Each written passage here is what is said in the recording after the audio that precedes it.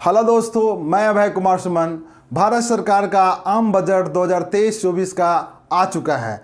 जैसे ही बजट पेश हुआ है तो सबसे अधिक जो चर्चा का विषय वस्तु बना हुआ है वो आयकर की नवीन दरें। आयकर की नवीन दरें के विषय में लोगों में कौतूहल पैदा हो रही है। उसमें इस विषय पर विशेष चर्चा हो रही है कि 7 लाख तक के आय पर कोई भी टैक्स नहीं लगेगा। तो 7 लाख की आय तक किस प्रकार कोई टैक्स नहीं लगेगा, उसी को विशेष रूप से हम लोग समझते हैं। तो आइए हम लोग टैक्स के नवीन दरों को देखते हैं और उसके बाद टैक्स के पुरानी दरों को देखेंगे। टैक्स का जो नया दर सरकार ने घोषित किया है वो है 3 लाख तक कोई भी टैक्स नहीं लगेगा, यानी जीरो रहेगा। पहले यह सीमा 2.5 लाख तक निर्धारित थी, जिसे बढ़ाकर 3 लाख किया गया है। उसके बाद 3 लाख से 6 लाख तक के आय वर्ग वाले लोगों को 5% टैक्स देना होगा। 6 लाख से 9 लाख तक के आय वर्ग वाले को 10% देना होगा टैक्स, और 9 लाख से 12 लाख तक के आय वर्ग वालों को 15% देना होगा, और 12 से 15 लाख तक के आय वर्ग वाले लोगों को 20% टैक्स देना होगा, और 15 लाख से ऊपर तक के आय वर्ग वालों को 30% टैक्स देना पड़ेगा। इसका मतलब कि यहां से देखते हैं कि 3 के गुणज में ये टैक्स दर परिवर्तित हो रहा है। 3 लाख तक जीरो है, और 3 से 6 तक 5%, 6 के बाद 6 से 9 तक 10%, फिर 9 से 12 तक 15%, 12 से 15 तक 20%, अब 15 से ऊपर में 30%। अब इसमें तो ये कहीं चर्चा नहीं है कि 7 लाख तक वाले को मतलब कोई भी मतलब टैक्स नहीं देना पड़ेगा, जीरो। तो कैसे हुआ, तो आइए हम आगे समझते हैं। इसको समझने से पहले हम लोग एक बार पुरानी दरों को भी देख लेते हैं। आयकर की पुरानी दर जो है वो 2.5 लाख तक जीरो है, 2.5 लाख से 5 लाख तक 5%, 5 लाख से 7.5 लाख तक 10%, 7.5 लाख से 10 लाख तक 15%, और 10 लाख से 12.5 लाख तक के आय वर्ग वालों को 20% टैक्स देना होगा, और 12.5 लाख से 15 लाख तक के आय वर्ग वालों को 25% देना होगा, और 15 लाख से ऊपर आय वर्ग वालों को 30% देना होगा। अब यह कैसे हम समझ लें कि 7 लाख तक के सालाना वेतन वाले को टैक्स नहीं लगेगा। अब इसको इस प्रकार समझते हैं कि सरकार ने कहा है कि नवीन दरों में कि 3 लाख या 3 लाख से ऊपर तक आय वर्ग वाले को टैक्स लगेगा। 3 लाख तक फ्री है, यानी 3 लाख इनकम अगर किसी व्यक्ति का आय 7 लाख रुपया है तो 7 लाख है तो 3 लाख तक फ्री, 3 लाख तक कोई टैक्स नहीं लगेगा, यानी जीरो टैक्स। ये हो गया। अब 3 लाख से 6 लाख तक 5%, यानी 3 लाख से 6 लाख तक, यानी अगर इस ये अमाउंट होता है 3 लाख से 6 लाख तक में 3 लाख रुपया। अब 3 लाख रुपया का अगर हम 5% निकालते हैं तो 5% निकालेंगे तो आएगा 15,000 रुपया, यानी 3 लाख से 6 लाख के बीच में हमको टैक्स देना होगा 15,000 रुपया, और 6 लाख से 7 लाख तक का जो आय है तो इस दर में 6 लाख से 9 लाख तक में 10% है, यानी 6 से 7 इसी में आएगा। तो 6 लाख से 7 लाख तक का जो आय होगा उसमें हमको 10% देना होगा, यानी यहाँ पे 1 लाख में हमको 10% देना होगा, यानी 10,000। यानी यहाँ 15,000 हम दे रहे हैं, यहाँ 10,000, यानी 25,000, यानी 25,000 हमको टैक्स देना होगा। लेकिन जो चीज़ सबसे इंपॉर्टेंट है उसकी चर्चा अखबारों में भी बहुत मतलब प्रमुखता से नहीं हुई है, और सरकार ने भी इसको प्रमुखता से नहीं बताई कि कैसे 7 लाख तक फ्री हो गया। सरकार ने किया क्या है कि आयकर का अधिनियम है 87A में किया क्या है कि 87A अधिनियम पहले से इनकम टैक्स अधिनियम में है। तो पहले इसमें था क्या कि 87A में ये एक अमाउंट था 5 लाख तक का जिसका इनकम होगा उसको इनकम टैक्स विभाग 12,500 तक का रिबेट देगी, टैक्स में छूट देगी। इसी में सरकार ने अमाउंट में परिवर्तन किया है। सरकार ने कहा है, वित्त मंत्रालय ने कहा है कि 2023-24 से ये जो 5 लाख तक की सीमा थी उसको बढ़ाकर हम 7 लाख किए, यानी 7 लाख तक का जो आयकर इनकम जिसका होगा ना उसको हम रिबेट देंगे। पहले रिबेट हम 12,500 दे रहे थे, अब हम रिबेट कितना देंगे? 25,000। तो बस यही है कि 7 लाख तक जिसका इनकम होगा उसको 25,000 रुपये का रिबेट मिलेगा इनकम टैक्स के अधिनियम 87A के अंतर्गत। तो यहाँ पे हम 7 लाख का इनकम टैक्स निकाले तो 25,000 रुपया होता है, 25,000 हमको टैक्स देना है। लेकिन इनकम टैक्स के अधिनियम 87A के अनुसार ये 25,000 इनकम टैक्स हमको रिबेट देगी, हमको माफ करेगी। तो ये 25,000 मेरा टैक्स हुआ और इसमें 25,000 इनकम टैक्स ने माफ किया अधिनियम 87A के अंतर्गत। तो हमको कितना टैक्स देना पड़ा? 0, कुछ नहीं। तो इसी कैलकुलेशन के हिसाब से 7 लाख तक के सालाना आय वर्ग वाले को हमको कोई टैक्स नहीं देना पड़ेगा। एक क्लियर? सरकार ने टैक्स पेयर को इस बात की छूट दी है कि आप नए स्कीम में भी जा सकते हैं या पुराने स्कीम में भी बने रह सकते हैं। उसके लिए सिर्फ आपको एक फॉर्म भरना है अगर पुराने स्कीम में रहना है तो, और नहीं तो ऑनलाइन कर रहे हैं तो ऑनलाइन में एक कॉलम आएगा उसमें आपको टिक लगाना है कि हमको पुराना स्कीम में रहना है।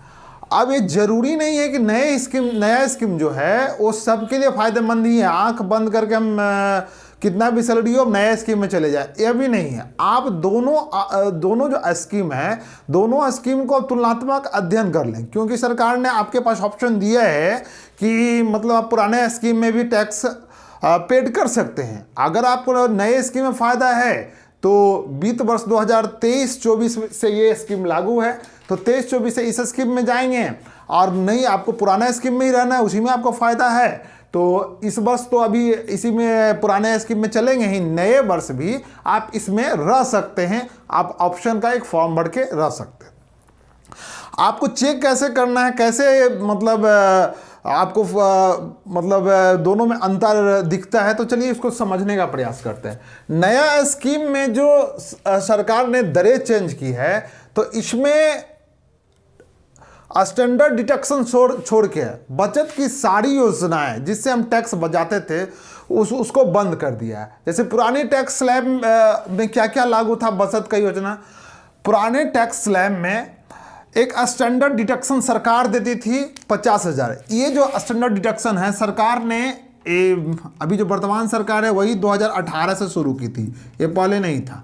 तो स्टैंडर्ड डिडक्शन 50,000 तक का टैक्स पेयर को मिलता था, मतलब छूट मिलता था 50,000 का। ये 2018 से लगातार अभी भी मिल रहा है। वो 50,000 का मिलता था पुरानी टैक्स प्रोसेस में। होम लोन पर ब्याज में 2 लाख तक की छूट थी।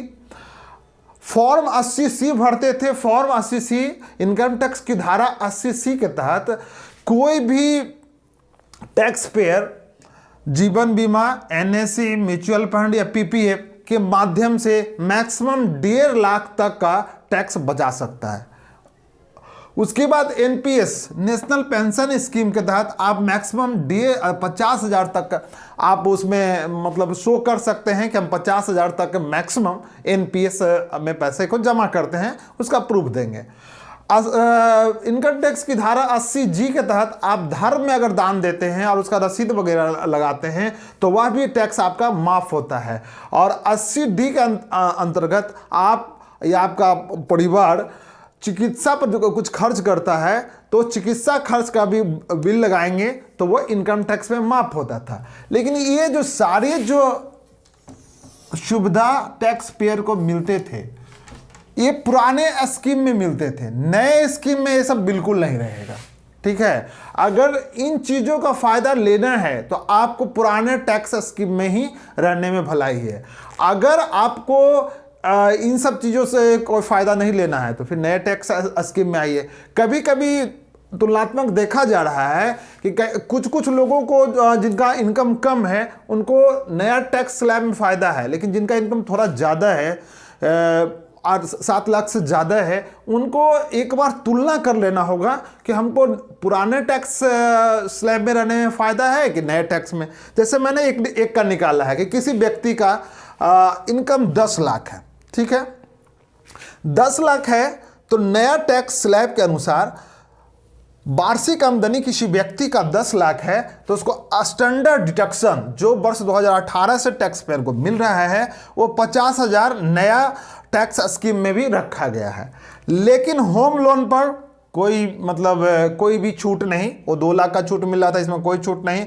फॉर्म 80C के तहत आप कोई भी बचत योजना दिखाकर आप छूट नहीं ले सकते, NPS नहीं दिखा सकते, 80G के तहत धर्म में दान पर छूट नहीं ले सकते, 80D के तहत चिकित्सा खर्च में जो आपको हुआ उसमें छूट नहीं ले सकते।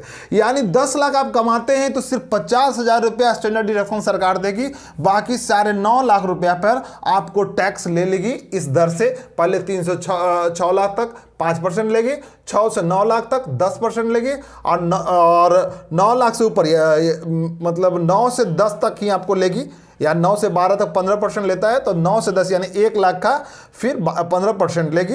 और उस प्रकार जो आपको टैक्स देना पड़ेगा 10 लाख के इनकम पर 52,500 रुपया देना पड़ेगा। लेकिन वही पुराना स्कीम में अगर हम जाते हैं तो क्या करना होगा? 10 लाख हम कमाते हैं, 10 लाख कमाते हैं, सालाना मेरी इनकम है 10 लाख का, सालाना इनकम में सैलरी इनकम है ये, इसमें हमको स्टैंडर्ड डिडक्शन जो पहले से मिल रहा था वो पुराना में भी मिलेगा। उसके बाद हम मैक्सिमम होम लोन पे मैक्सिमम शो कर सकते हैं 2 लाख रुपए तक का बचत कर सकते हैं। अगर मैंने मकान लिया है, उसके पेपर लगाए हैं, तो 2 लाख, मकान या फ्लैट कुछ भी लिया है तो 2 लाख तक का हम दिखा सकते हैं। उसके अलावा फॉर्म 80C के तहत कोई भी बीमा योजना लिए हैं, NSC लिए हैं, म्यूचुअल फंड लिए हैं, PPF लिए हैं, मैक्सिमम 1.5 लाख तक का पेपर दिखाकर इसमें भी हम बचत कर सकते हैं।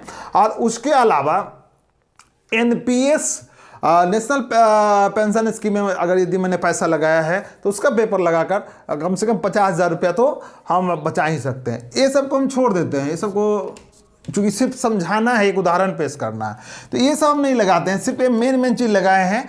तो लगाने के बाद मेरा जो 10 लाख का इनकम है ये सब माइनस करने के बाद आया है 5,50,000 रुपया मात्र।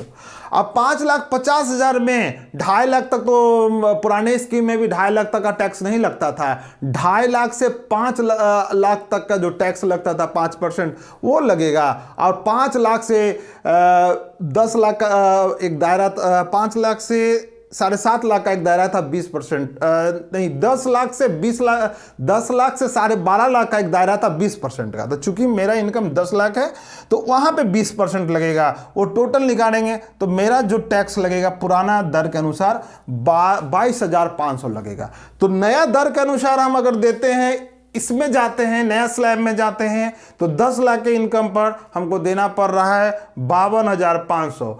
पुराना वाला में जाते हैं तो हमको देना पड़ रहा है 22,500। यानी हम किस में जाना मेरे लिए बेहतर रहेगा? अगर हम सेविंग करते हैं, ये सारे डॉक्यूमेंट्स मेरे पास हैं, तो हमको पुराने स्कीम में रहने में फ़ायदा है। अब अगर ये सारे डॉक्यूमेंट्स मेरे पास नहीं हैं, मैंने बचत नहीं किया है या होम लोन नहीं लिया है, तो हमको फिर इसमें रहने में कोई फ़ायदा नहीं है, सीधे हमको इसी में आ जाना है। तो आप पर डिपेंड करता है कि आपको कौन जाने में सुविधा है, तो आप एक बार इसे देख लेंगे। तो आज के वीडियो का मुख्य उद्देश्य यह था कि टैक्स स्लैब को थोड़ा समझना। आप भी ध्यान से मेरी बातों को सुन रहे होंगे। अगर किसी भी तरह का सुझाव देना है या किसी तरह का त्रुटि हो गया होगा तो ज़रूर बताएंगे।